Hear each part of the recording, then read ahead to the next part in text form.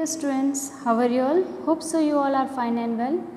So yes, today we are going to learn the new chapter from your English text and the name of your chapter is The Tsunami. It's a very heart touching lesson. Here we are having many of the stories related to this tsunami who have faced or who had faced this tsunami situation. यहाँ पे बहुत सारे लोगों की ये tsunami वाले situation के अपने जो एक्सपीरियंस थे, उन्होंने जो सुनामी को फेस किया, किस तरह से वो वहाँ से सरवाइव हुए, यहाँ पर सभी लोग की अलग अलग स्टोरीज बताई गई हैं जिन लोगों ने सुनामी को फेस किया है। ठीक है, तो सुनामी क्या है? जो सी में, शीशोर में जो अर्थक्वेक आता है और उसी अर्थक्वेक, वो अर्थक्वेक किसको हिट करता है? तो सुनामी को। ये सुनामी जो अंडमान निकोबार आइलैंड पे हुई थी और इंडिया में बहुत सारी जगह पर ये सुनामी फेस करनी पड़ी थी, जबकि बहुत सारे लोगों की डेथ हुई थी इसमें। और इसी सुनामी को लेकर बहुत सारी अलग अलग स्टोरीज जिन लोगों ने सुनामी को फेस किया है, उन्होंने अपनी स्टोरीज यहाँ पे डिस्क्राइब करी है। So let us see who all over have faced this tsunami. A tsunami is a very large and powerful wave caused by earthquake under the sea. जैसे मैंने आपको बताया कि सुनामी क्या है कि जो सी में जो अर्थक्वेक होता है उसकी वजह से, पावरफुल वेव की वजह से ये जो सुनामी कोज होती है, मतलब कि सुनामी अकर्स।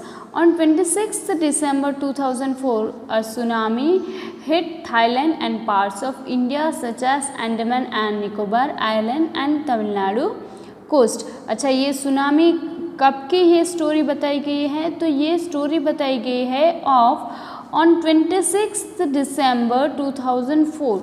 ये सुनामी जब 26 दिसंबर 2004 में अकर हुई थी, कहाँ पर?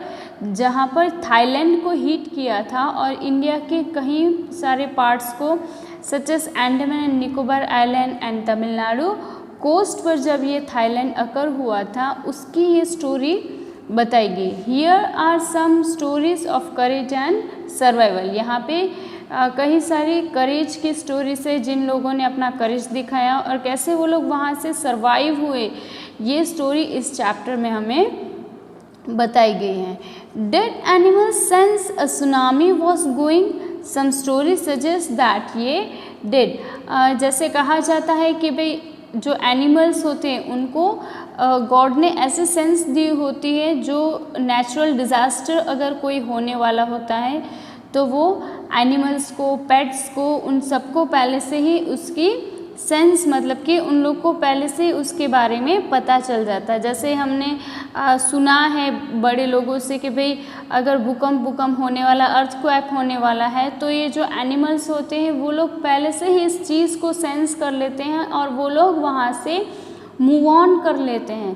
तो ऐसी भी एक स्टोरी यहाँ पर इसी चैप्टर में बताई गई है कि did animal sense tsunami was coming, क्या एनिमल ने सेंस किया कि भाई सुनामी आने वाली है?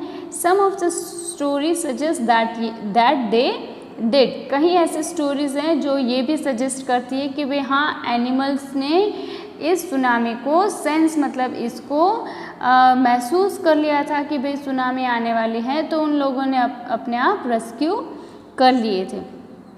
So now let us see the story over here. This story all from the Andaman and Nicobar archipelago. Ignatius was the manager of a cooperative society in Kashal. अच्छा, ये story are all from the Andaman and Nicobar archipelago. इसको अगर आपको पढ़ना ना आ रहा तो ऐसे शॉर्ट करके archipelago, ठीक है, archipelago, a group of many island and the surrounding seas.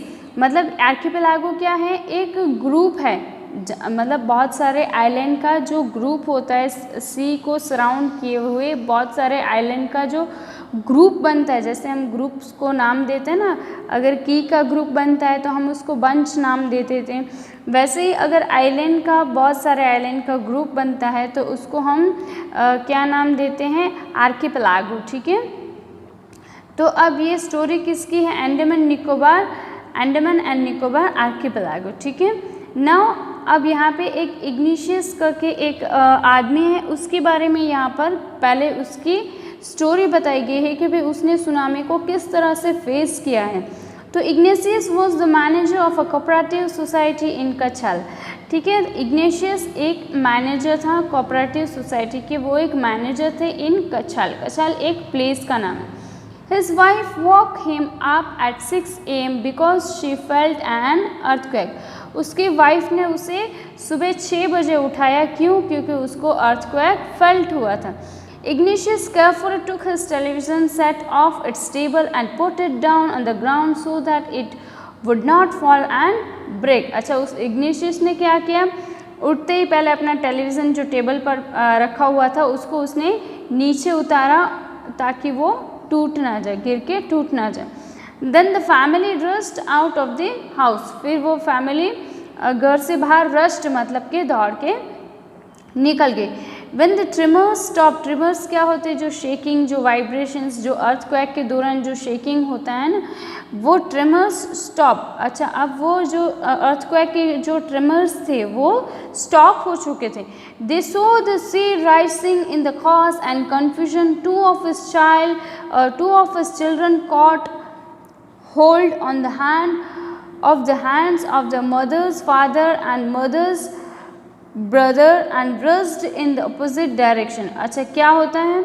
जैसे ही उन्होंने वो देखा कि भाई वो अर्थक्वेक की जो शेकिंग है वो स्टॉप हो चुकी है और सी इज़ राइजिंग, अब जो सी है वो राइजिंग मतलब कि जो पानी है वो ऊपर की तरफ आगे की तरफ आ रहा है। तो in the chaos and confusion, chaos मतलब क्या होता है कि कम्प्लीटली डिसऑर्डर, जैसे जब ऐसा कुछ होता है तो हमें कुछ सूझबूझ नहीं पड़ती है, ऐसे ही इस सिचुएशन में chaos and confusion, two of his children caught hold of the hand of their mother's father and mother's brother, ठीक है। इसी सिचुएशन में दो चिल्ड्रन थे, उन्होंने क्या किया कि हाथ पकड़ लिया, किसका?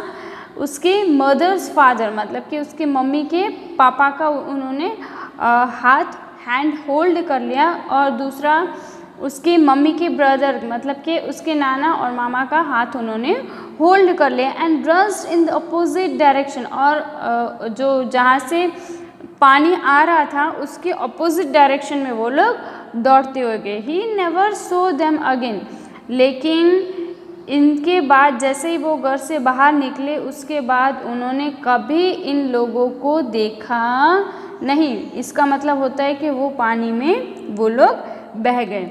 His wife was also swept away, उसकी वाइफ भी उस पानी में स्वेप्ट अवे मतलब कि वो भी बह गई थी। Only 3 other children who came with him were save, सिर्फ 3 और चिल्ड्रन थे जो उसके साथ आए थे, वही सिर्फ बचे। ये तो थी इग्निशियस की स्टोरी। अब यहाँ पे किसी और की भी स्टोरी डिस्क्राइब की गई है, वो है संजीव। अच्छा, अब ये संजीव कौन है? तो Sanjeev was a policeman. Sanjeev कौन थे? Sanjeev was a policeman serving in the Kachal. अच्छा, ये संजीव वहीं कछाल में ही रहते थे और वो एक पुलिसमैन थे। आगे हमने पढ़ी इग्नेशियस वो एक कोऑपरेटिव बैंक में सर्विस करे थे, मैनेजर थे, और ये संजीव जो है वो पुलिसमैन थे, वो कछाल में सर्विस दे रहे थे अपने, ठीक है। So Sanjeev was a policeman serving in the Kachal island of Nicobar group of island, ठीक है। He somehow managed save himself, his wife and his baby daughter from the waves. उसने किसी तरह अपने आप को मैनेज किया, उसकी वाइफ को और उसकी एक बेबी डॉटर थी उसको भी उसने वेव से बचाया। But then he heard cries for help from the wife John the guest house cook. जैसे ही वो 3 लोग निकल गए, मतलब कि संजीव, उसकी वाइफ और उसकी बेबी डॉटर वहाँ से निकल गए, लेकिन उसने किसी का आवाज़ सुना, रोता हुआ किसी का आवाज़ सुना जो हेल्प के लिए उसको पुकार रहे थे। और वो कौन था? गेस्ट हाउस का जो कुक था उसकी वो वाइफ वहाँ पर फंसी हुई थी जो हेल्प के लिए वहाँ पर रो रही थी। Sanjeev jump into the waves to rescue her but they were both swept away. Sanjeev ने बहुत ही कोशिश की उन दोनों की लाइफ बचाने के लिए। जो मेल कुक था और उसकी वाइफ थी, उन दोनों की लाइफ बचाने के लिए संजीव ने जंप किया उस वाटर में, लेकिन ही वॉज फेल्ड। तब तक वो उस पानी में बह चुके थे। ये तो थी संजीव की स्टोरी। अब एक स्टोरी और है, वो है मेघना की। 13-year-old Meghna was swept away along with her parents and 77 other people। अच्छा, जो मेघना थी वो 13 years old एक गर्ल थी जो अपने पेरेंट्स के साथ और 77 अदर पीपल के साथ वो पानी में बह चुकी थी। She spent 2 days floating in the sea holding on to a wooden door. अच्छा, वो पानी में तो बह रही थी, लेकिन वो एक वुडन जो डोर था, लकड़े का जो दरवाज़ा था, उसके ऊपर वो 2 दिनों तक उसी सी में वो वुडन के डोर पर वो तैरती रही। 11 times he saw relief helicopters overhead। उसने 11 बार जो हेलीकॉप्टर्स बचाने के लिए हेलीकॉप्टर्स जो जा रहे थे, निकल रहे थे, उसने 11 टाइम्स उस हेलीकॉप्टर को ओवरहेड मतलब कि अपने ऊपर से जाते हुए देखा। But did not see her. But लेकिन जो हेलीकॉप्टर्स वाले थे उन लोगों ने इस मेघना को देखा नहीं। She was brought to seashore by the wave and was found walking on the seashore in a daze।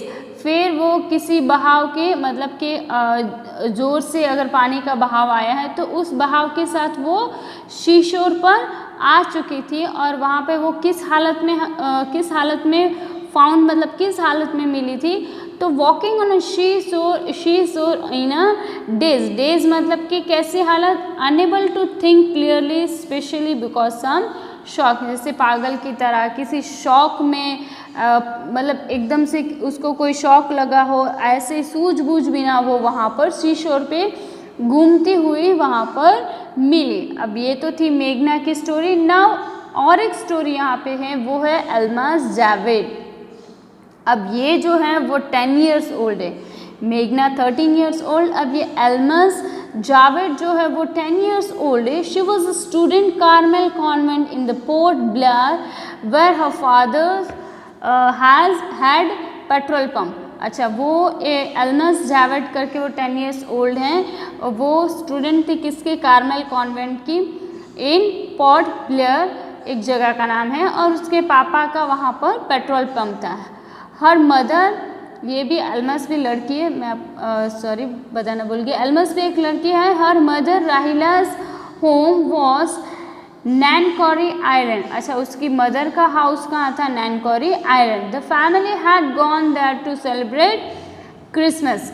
और वो लोग वहाँ पर क्रिसमस सेलिब्रेट करने के लिए वो लोग वहाँ पर गए थे। When the tremors came early in the morning, family was sleeping। जब ये अर्थक्वेक आ रहा था, जब शेकिंग हो रहा था, ट्रेमर्स मैंने आगे आपको बताया कि ट्रेमर्स मतलब कि शेकिंग वाइब्रेशन हो रहा था, तब वो लोग मॉर्निंग में वो लोग सो रहे थे। Almas father saw the sea was receded मतलब कि पानी जो है वो पीछे चला जाना, move back from where it was. पानी जो है, सी में जो पानी था वो एकदम से पीछे चला गया।